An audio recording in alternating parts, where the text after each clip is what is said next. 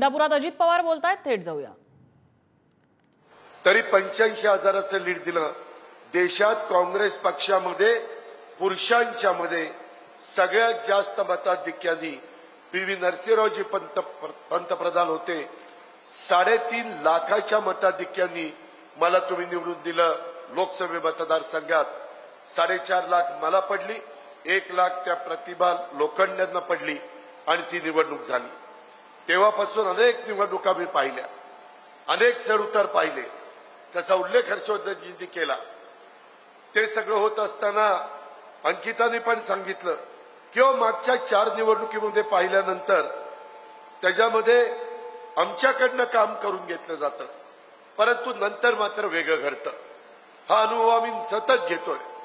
मित्रांनो, ज्यावेळेस देवेंद्रजी इथं आले त्यांनी तुम्हाला सांगितलं की मी हा तालुका दत्तक घेतो, इथलं पालकत्व मी स्वीकारतो, इथले जे काही प्रश्न असतील ते मी सोडवीन। ह्या संदर्भामध्ये देशाचे पंतप्रधान नरेंद्र मोदी साहेब 10 वर्ष अतिशय उत्तम पद्धतीने काम करतायत। जगामध्ये अनेक देशांचे त्यांचे मित्रत्वाचे संबंध निर्माण झाले। मगाशी शरदजी जामदारांनी सांगितलेली वस्तुस्थिती खरी आहे। युक्रेन आणि रशिया ही लढाई झाली, आपल्याला माहिती नव्हतं। अनेक आपली मुलं तिथं मेडिकल कॉलेजच्या करता युक्रेनमध्ये गेलेली आहेत, भारतातली, महाराष्ट्रातली। त्यांना अतिशय सुरक्षित आणण्याचं काम मोदींनी पुतीनला सांगितलं की ते माझे सगळे विद्यार्थी मला बाहेर काढायचे आहेत, थोडंसं सहकार्य केलं पाहिजे। मित्रांनो, शेजार धर्म हा पाळायचा असतो आणि मोदींच्या विनंती करता तिथं ऐकलं गेलं आणि त्या वेगवेगळी विमानं पाठवून आपण आपल्या मुलांना सगळ्यांना आपल्या महाराष्ट्रामध्ये आणि भारत देशामध्ये आणलं। आज आपल्या देशाला मोठ्या प्रमाणावर अर्थव्यवस्था आपली करायची। आज जगात 5व्या क्रमांकावर गेलं। मोदी साहेबांना पुढच्या 3ऱ्यांदा पंतप्रधान होत असताना 3ऱ्या क्रमांकावर अर्थव्यवस्था द्यायची। फार मोठं विजन आहे त्यांचं। विकास पुरुष म्हणूनच मी त्यांच्या बरोबर जाण्याचा निर्णय घेतला। आज त्यांच्यासारखा तोडीचा नेता कुठल्याही राजकीय पक्षामध्ये 135 ते 140 कोटी जनतेचा कारभार खऱ्या अर्थाने करण्याच्या करता आपल्याला दिसत नाही। तुम्ही त्रयस्थ म्हणून बघा, भारत नागरिक म्हणून बघा। एकीकडे मोदी साहेबांचा फोटो, दुसरीकडे समोर कोण, कुणीच उत्तर द्यायला तयार नाही। गडीभर धरा राहुल गांधी, काय तुलना होऊ शकते? काय राहुल गांधीची कारकीर्द आहे, काय मोदी साहेबांची कारकीर्द आहे? मुख्यमंत्री म्हणून गुजरातचे असू द्यात, देशाचे पंतप्रधान म्हणून असू द्यात, सगळ्या घटकाला न्याय देण्याचा प्रयत्न हा मोदी साहेबांच्या दूरच्या दृष्टीतनं झालेला आहे। मित्रांनो, हे सगळं होत असताना आपल्याला केंद्रामध्ये आपल्या विचाराचा खासदार निवडून गेला पाहिजे। जर सत्तेवर असणाऱ्या पक्षाचा खासदार, त्यांच्या युतीचा खासदार निवडून गेला तर केंद्राचा मोठा निधी त्या लोकसभा मतदारसंघाला आणता येतो। गेल्या 10 वर्षामध्ये तशा पद्धतीनं बारामती लोकसभा मतदारसंघामध्ये किती निधी आला याची आपणच शहानिशा करा।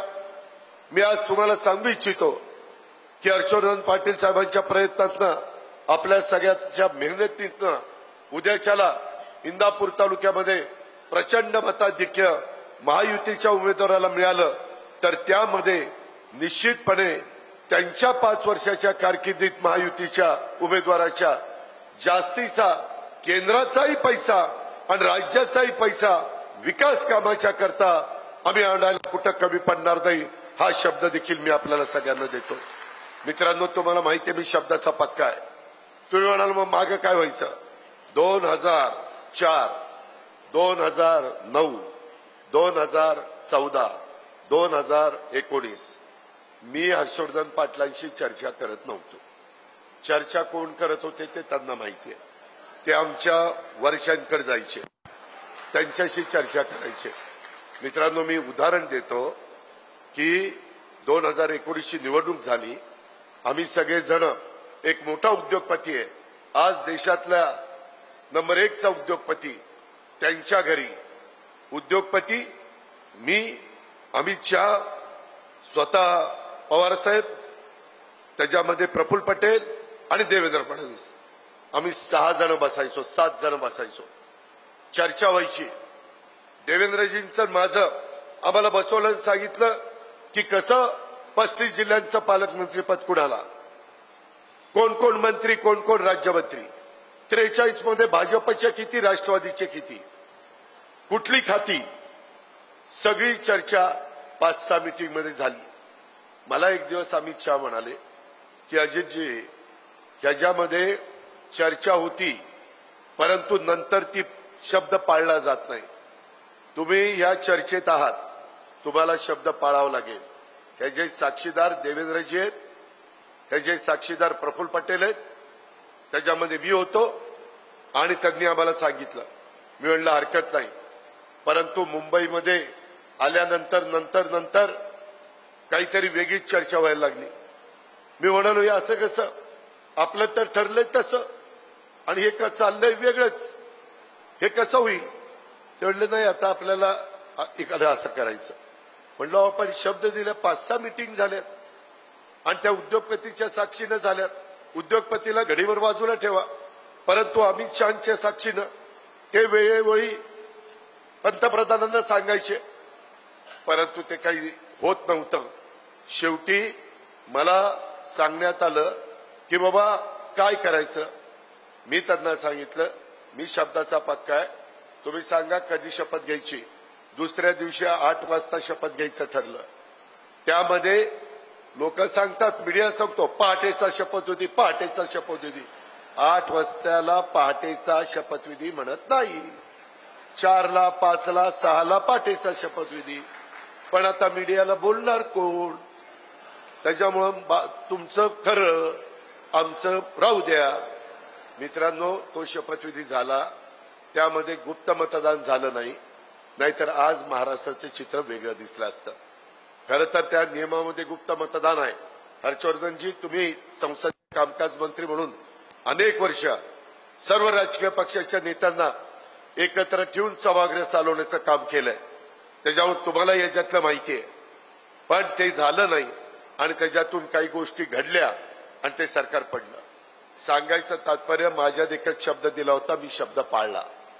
आता ज्यावेळेस देवेंद्रजींच्या बरोबर हर्षवर्धनजी पहिले बसले, त्यांची चर्चा झाली. त्याच्यानंतर माझ्या माहितीप्रमाणे अंकिता पण होती, राजवर्धन पण होते, असे सगळेजण होते. खुल्या मनाने चर्चा त्यांनी केली.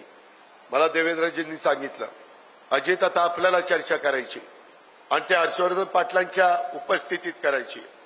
मला दिल्लीमध्ये अमितभाईंनी सांगितलं की यामध्ये महायुती झालेली आहे, आपल्यात एकोपा राहिला पाहिजे, आपल्याला समोरच्यांना पराभूत करायचं आहे. त्यावेळेस तुमचे असणारे वेगवेगळे मागच्या काळातले जे काही एकमेकांचे विरोध, एकमेकांच्या अडचणी, त्या सोडल्या पाहिजे. मगाशी जामदारांनी सांगितलं तसं राजकारणामध्ये कुणी कायमचा मित्र असतो, कुणी कायमचा शत्रू नसतो, विरोधक नसतो. शत्रू म्हणणं बरोबर नाही, विरोधक नसतो. आणि त्या पद्धतीनं ती चर्चा झाली. ती चर्चा झाल्यानंतर मला हर्षवर्धन पाटलांच्या समोर देवेंद्रजींनी सांगितलं, आधी आम्ही चर्चा केली आणि सांगितलं की उद्याच्या काळामध्ये 2024ची लोकसभेची निवडणूक झाल्यानंतर विधानसभेच्या निवडणुकीमध्ये आम्ही लोक जो निर्णय घेऊ तो निर्णय सगळ्यांनी मान्य करायचा, असंच ठरलं तुम्ही.